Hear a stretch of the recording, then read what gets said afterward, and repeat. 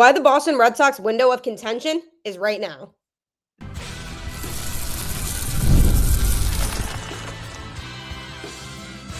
You are Locked On Red Sox, your daily Boston Red Sox podcast.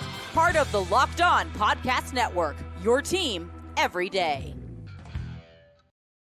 Hello and welcome to Locked On Red Sox, your daily Boston Red Sox podcast, part of the Locked On Podcast Network, your team every day. I'm your host, Gabby Maljanian, former ESPN social media associate and currently the host of the Boston Balling podcast as well. And I'm here to bring you the latest in all things Boston Red Sox, Monday through Friday, straight to your favorite podcast feed. And the best part, it's free. So make sure you tune in because Locked On is here for you every single day.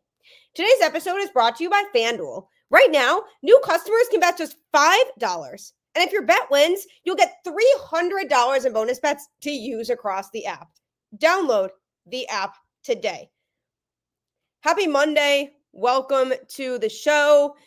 And we are here in the offseason waiting for the period in which the Red Sox go and try to make some moves to improve a roster that went to the playoffs this year for the first time since 2021. This is a team that fans were really hoping would make a deeper run. Unfortunately, they fell short of their goal, which was to go all the way. But with a young roster, you know that the chances of being able to go all the way aren't necessarily as high.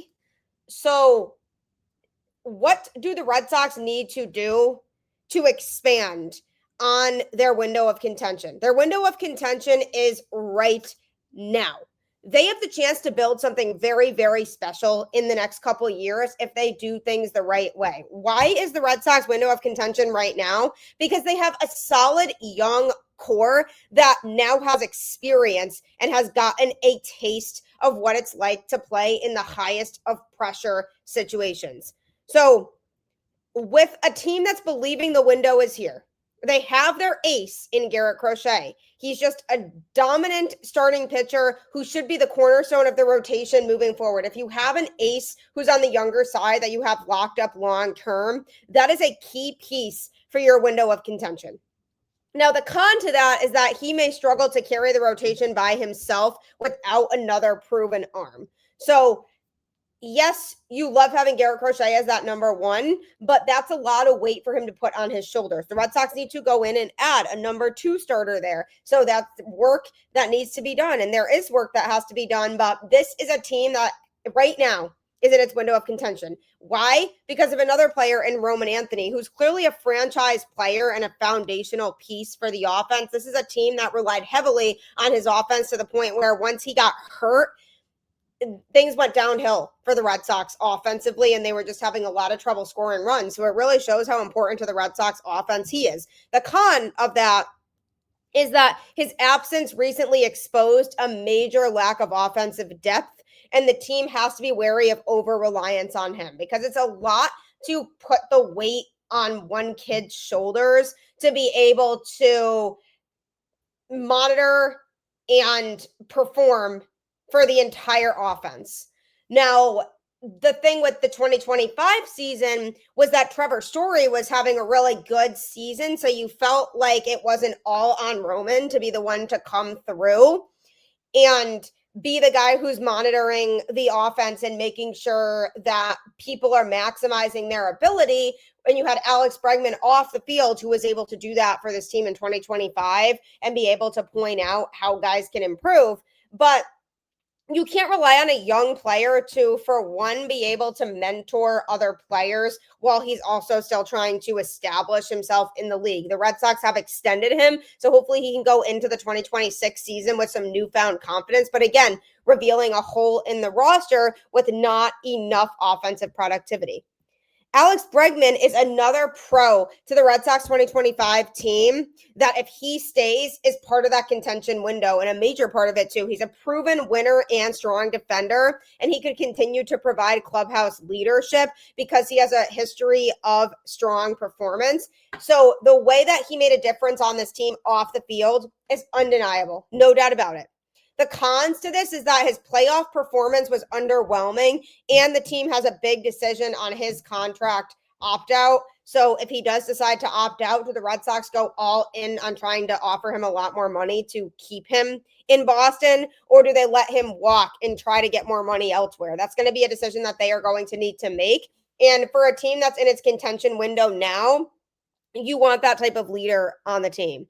There's also Brayan Bello, who took a lot of steps forward as a pitcher and was a key contributor to the rotation this year. And that represents that guys are continuing to develop, which is something that the Red Sox have been focusing on for a while, is their internal players developing. Now, the cons to that is that he faded at the end of the season, and it may not be enough to carry the rotation on his own with Garrett Crochet. It almost still feels like there's a gap in between where Crochet and Bello are at, so they need to slot in another starter at that point in the rotation. So the window of contention is right now for this Boston Red Sox team. Why? Because you have these young players that are continuing to develop at a high level, like Brayan Bello and Roman Anthony. But you also have players who are veterans and can help mentor some of these younger players, like a guy like Alex Bregman or Lucas Giolito, who also has an opt-out potential as well. There's a club option for 2026 for him that can choose to be exercised, and there's also a player option for him that he can choose to exercise or not. So essentially that's called a mutual option, when both sides have the opportunity to decide if they want to opt in or out on a contract for the upcoming season. So the Red Sox are in an interesting place right now with a lot of young talent, but they also have the veterans who are experienced and have been there, done that, and have been around the game for a long time at the major league level, who could also help them through things, which is why this is your window of contention. If the Red Sox want to be a World Series contending team, they need to look at that statement for what it is and say, if we are even considering going all out when it comes to adding players to this team, we have to do it now. There's plenty of other upside and other players who could help contribute to this window of contention. For example, guys who got a taste of the starting rotation this year, Connolly Early and Peyton Tolley, who were called up to the majors because of injuries to other pitchers, they could get a chance to prove themselves in the Red Sox rotation moving forward. But it again echoes the fact that the future is really bright, and so is the now, because you have this young talent that could go out there and be key pieces to hopefully a World Series team in 2026 and beyond.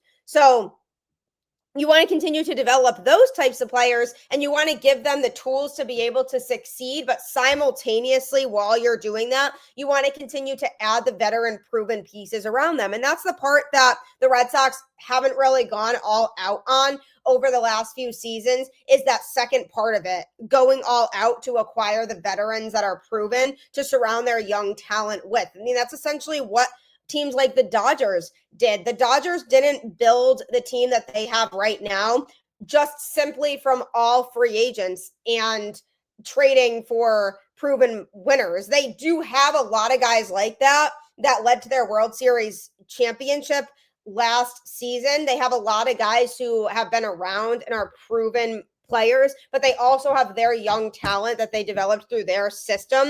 And it's finding the balance of both that the Red Sox front office still seems to lack. This Red Sox team is starting its window of contention now. And it's really exciting to say the word starting, because they truly have a young core that they've committed to, that they said, we want to build this team around this core.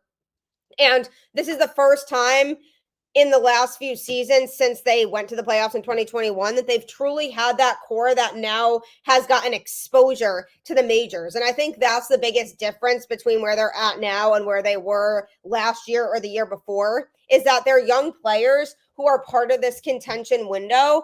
They didn't get that major league experience until this year, so we couldn't really know if they were going to be reliable pieces. But now we do know that there's a ton of potential with those players, so it feels like, okay, they are officially in a window of contention. They made the playoffs. Now what do they have to do to put them over the top? Because of the fact that they just have so many different types of players on this Red Sox team, versatility on the base paths, versatility defensively, versatility offensively, lots of different pieces that you can put together that make up a playoff team. So now the question is taking the next step. You know you are in your window of contention with all the young talent you have right now, and you don't want to waste their ability to be able to potentially win a World Series. You want to go all out and do what you can to surround those young players with proven veterans. And bringing in Alex Bregman and a guy even like Aroldis Chapman, who nobody expected to have the season that he had, but guys like that who are big names who have been around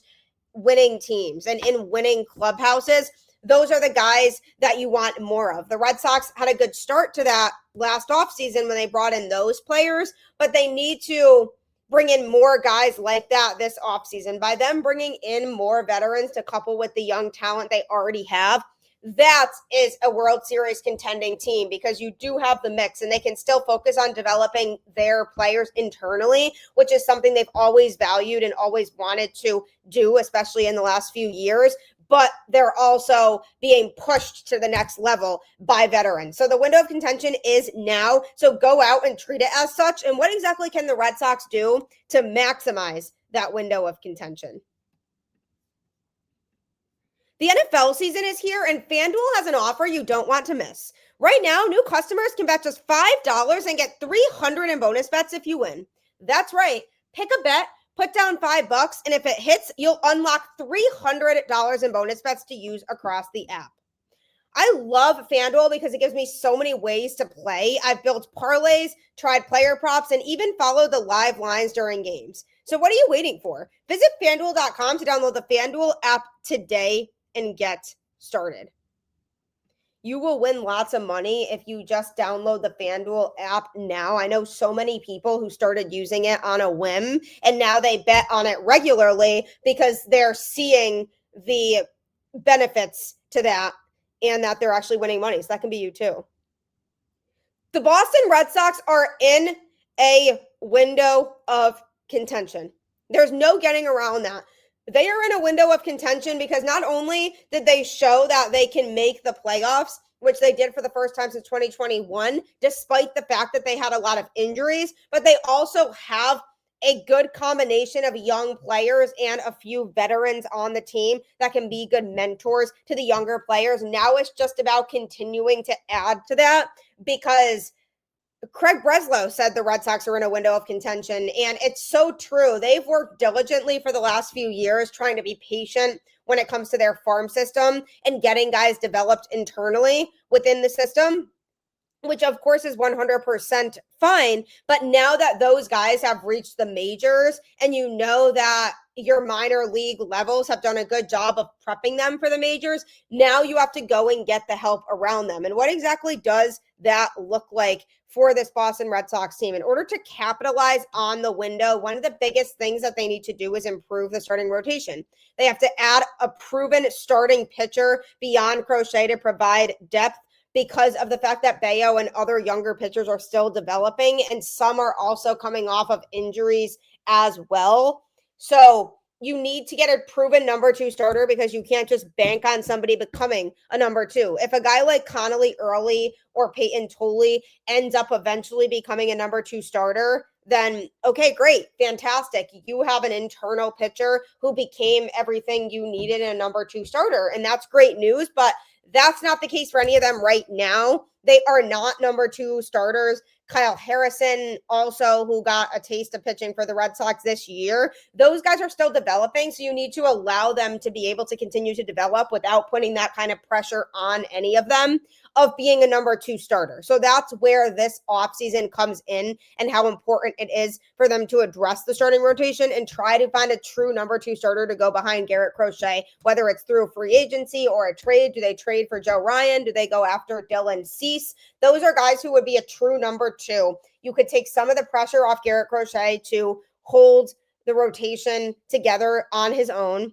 and it gives you a much more competitive rotation going into 2026 without feeling like you're waiting on guys to prove themselves or be able to pan out. So that's big step number 1. Big step number 2, strengthen the lineup. This offense needs more consistent production beyond a few key players, particularly with runners in scoring position. This team got seriously exposed in that wild card round against the Yankees, and the lack of depth that this offense had was very telling. After they traded Rafael Devers and they failed to find a Devers replacement at the trade deadline to help push them to make a playoff run, was detrimental. That was detrimental because, yes, while Devers struggled after getting traded to San Francisco, the Red Sox really needed that kind of oomph in their lineup, and they didn't have that oomph come playoff time. So now the question is, how do they get that oomph? What's the type of player that they need to be getting? They need to add 1 to 2 power bats to the lineup. I've been pushing for both Kyle Schwarber and Pete Alonso for a while here. I think either of them would be a great fit. Obviously, Kyle Schwarber spent some time in Boston as he was there for the Red Sox playoff push in 2021. And then Pete Alonso has the chance to make a name for himself in a new market, getting himself out of New York and being able to really pave his way. So if the Red Sox go after him, that also feels like a must do as well. So you can go after one or both of those guys, and you're already feeling like your lineup has that extra push that can potentially help win you more baseball games. So that's big step number 2. They also need to address the luxury tax, because the Red Sox have to strategically manage their payroll to maximize their chances of contention, as they are already spending past the luxury tax threshold. So essentially what that means is they need to be willing to spend money, but they have to spend smart. They can't just go and throw money at whatever free agents are out there just to say they spent money. It needs to be based on what makes sense for the Red Sox. Now, I'm not saying don't go out and spend no money at all, because that would be pretty infuriating. But a guy like Pete Alonso, for example, that's a guy who it makes sense to try to pay, although something went around, a report saying that he was seeking an at least 7-year contract. I don't know that the Red Sox would want to commit to that many years of him, but he's a guy who makes too much sense for the Red Sox, to the point where you go and you throw money at him, regardless of what it takes. It does not matter. You need to try to get that man into a Boston Red Sox uniform, because it just makes so much sense. And because it makes so much sense, it won't happen, right? So they can't be penny pinching and acting cheap over this offseason. They need to go out and spend money, but it has to be on moves that make sense for the Red Sox. You don't just want to be throwing money at everybody with no rhyme or reason to it just to say you spent money. It needs to be strategic, but it does need to happen, and they can't be afraid about spending money. They also are going to have decisions that are going to be made on key players like Bregman and Story. Whether they opt out or in will have a significant impact on the roster's construction and overall direction. So it's kind of hard for the Red Sox right now to be able to figure out their exact plan for the offseason until they know what the decisions are going to be from those two players. I'm sure they have an idea of the way they want to go about the offseason, and they probably have backup options in case something falls through. And I'm sure they have it planned to what they likely would do and the outlook they would have if Alex Bregman opted out versus opting in, for example. So I'm sure that's all been thought through, but their decisions will impact the way the Red Sox move this offseason. There needs to be a commitment to winning, most of all, in order to maximize on this window of contention. There's been some skepticism among fans, analysts, reporters alike about whether the Red Sox's actions will align with their stated commitment to maximizing their contention window, because we've seen this pattern with them before, where people from the front office would say, yes, we want to contend, but then the results don't really show that they want to contend, and the way they go about the offseason or the trade deadline doesn't really send that same message. So people are a little bit worried that the Red Sox still, even though they say they want to be a contending team in 2026, may not make the moves necessary still to be able to do that. And the sooner that everybody gets it through their head that the Red Sox are in a contention window now, the sooner they can go and make the moves that they need to make. in order to keep that contention window very much alive. Because you look at a team like the Phillies, for example, their window of contention might be drifting because they have quite a few expiring contracts on their roster. And while they are probably going to do their best to retain guys, Kyle Schwarber, for example, somebody I'd love to see back in a Red Sox uniform, but I definitely see the Phillies making a big push to keep him. You look at those players and there's no guarantee that the Phillies are going to retain all of those guys. So this felt like a year where they needed to win the whole thing. The Red Sox are at the very beginning of that. There really wasn't pressure on them going into the playoffs because there was a lot of uncertainty surrounding whether they would even be a playoff team or not.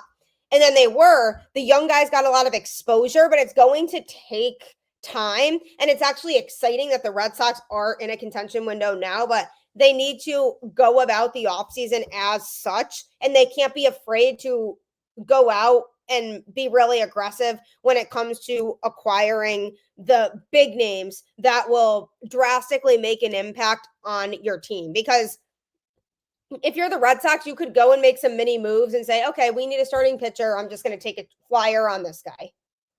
Sure, but is that really making the Red Sox more of a contender than they were in 2025? Yes, you want to acquire a starting pitcher, but it needs to be a high caliber starting pitcher that you know is high caliber and you're not just taking a chance on. Those are the types of moves that the Red Sox need to make, not the chancy moves, the for certain moves where at least you know what you're getting from guys. Also, the Red Sox farm system is really strong still. The Red Sox possess a highly ranked farm system, including 4 players on MLB's top 100 prospects list in January 2025. Those 4 players were Roman Anthony, Christian Campbell, Marcelo Meyer, and Franklin Arias.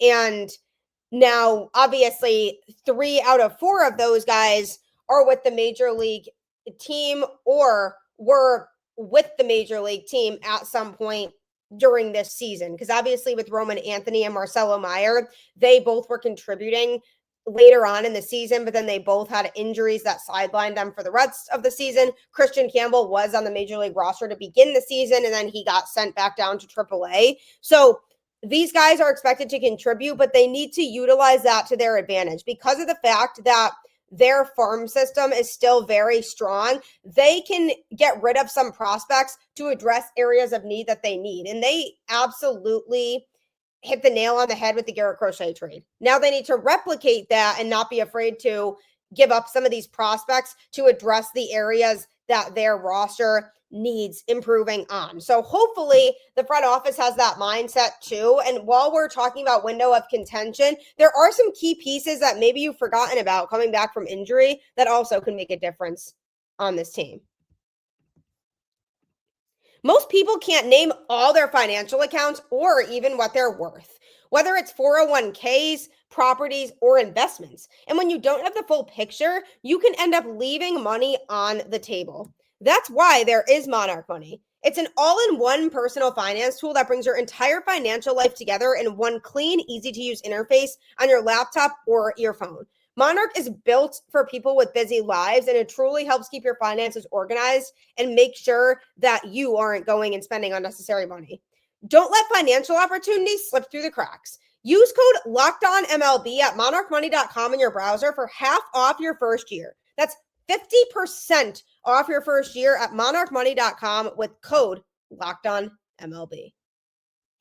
I have had a hard time keeping my finances organized because I just get so busy running around and I don't really have time to always keep track of it. So Monarch Money actually saved my life because it helped weed out unnecessary expenses that I didn't really need. So don't wait another day. Check out Monarch Money ASAP.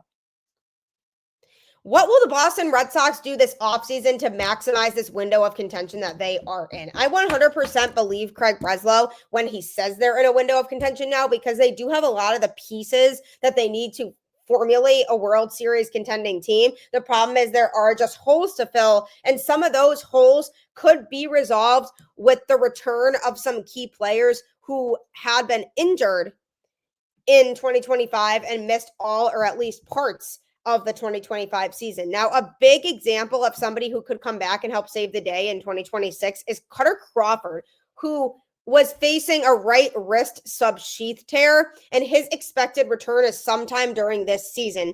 He's progressing well several weeks after his July 2nd surgery. He does expect to have a normal offseason and be ready for the start of spring training. Now, this is interesting because the Red Sox are wondering how to go about their rotation, who's going to slot in and who's not. And Kutter is a great example of somebody that you don't want to necessarily make assumptions about or assume how productive he's going to be because he's been removed for a whole season. And in 2024, he put up good numbers. He had a 4.36 ERA over 33 starts. He pitched 183.2 innings, giving up 155 hits, 89 earned runs, 34 home runs, and 51 walks. So he had a solid year. He was a solid piece of the Red Sox rotation in 2024. And in home games, opponents' batting average was a 231. In away games, opponents' batting average was a 214. So that's definitely a weapon that you could utilize in the rotation. Now, is he a number 2 starter? Definitely not a solidified number 2 starter right now. I would say he's about where Brayan Bello was at and a number 3. But this is a prime example of the Red Sox needing to go out and make moves because, yes, it would be really exciting for Kutter Crawford to come back this upcoming season and be able to contribute at a high level out of the rotation. But the Red Sox can't assume that that's going to happen, and they can't go about their offseason not going and acquiring a number 2 starting pitcher because they just assume that Kutter Crawford could slot in there or Brayan Bello could continue to develop or something along those lines where somebody emerges, because that's the approach they had been taking over the last few years. And what separates a World Series contender from a non-World Series contender is getting uncomfortable, getting big name players to come to your team that are proven, and continue to also let your young players develop. So having that solid mix of both is what's going to make a team a World Series team versus a team that's relying solely on the development of their young talent. So Kutter Crawford could be a really good addition to the rotation, but the Red Sox can't assume where he's going to be at when he comes back, since he missed literally an entire season of pitching for the Red Sox.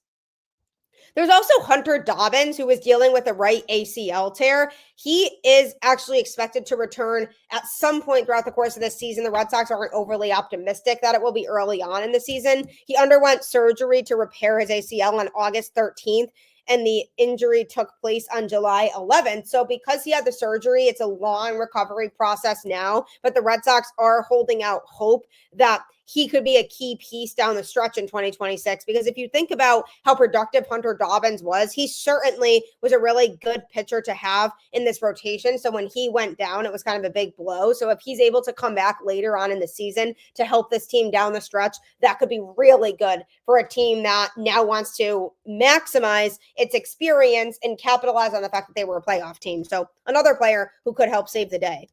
Triston Casas, who dealt with a ruptured patellar tendon in his left knee, ended up being a season-ending injury. He's progressed on schedule and expects to be ready in spring training. So the Red Sox are hoping that his return will be at the start of the season. Now, this is an intriguing one because Triston Casas plays first base. The question that the Red Sox are going to have to ask themselves is Triston Casas going to be worth it enough to us to not go out and acquire another first baseman? For example, is he going to be able to stay healthy and stay on the field? Is he going to be able to go out and hit well, because he was really struggling at the plate prior to getting hurt? And that's something that the Red Sox are also going to have to examine, is how good is Triston Casas' offense? Do we trust him to be our everyday first baseman again, or should we go acquire somebody?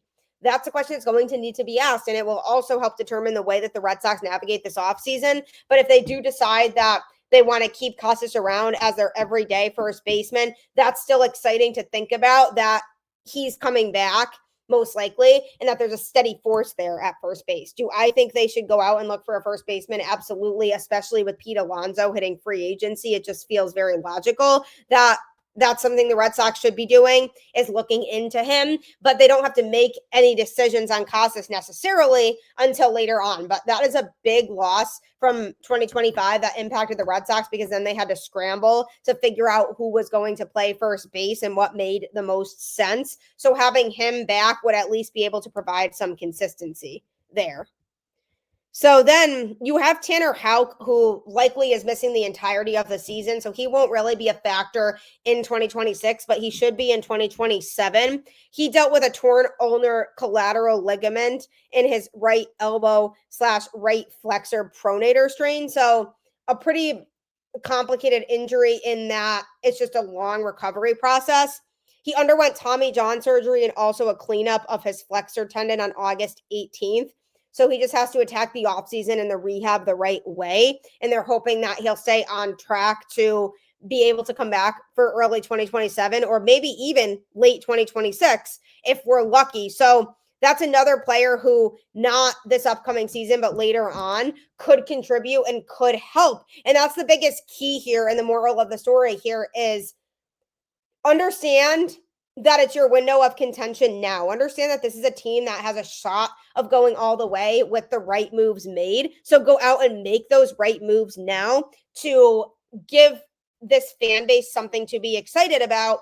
And those key returning pieces could be part of that window of contention and be huge difference makers. And Tanner Houck being a good example of may not be able to contribute in 2026, but he should be able to in 2027 when the Red Sox are still in that window of contention. So lots to think about, but this is an exciting time to be a Red Sox fan because there's just so much potential with this team. And if they can go out and make some big splashes this offseason, again, I'm not holding my breath. I'll believe it when I see it. But if they can do that, this could be a very, very good team heading into 2026. So definitely look out for the Red Sox offseason. But thank you for listening to Locked On Red Sox and always making it your first listen of every single day. Next, be sure to check out Locked On MLB Game Night. Every game, every night, until a World Series champion is crowned. Get local analysis on a national scale. Find MLB Game Night on Locked On MLB on YouTube or wherever you listen to podcasts. 100% a great show, so make sure you check that out next. And like I always say, keep the faith, go Red Sox, and I'll catch you on the flip side.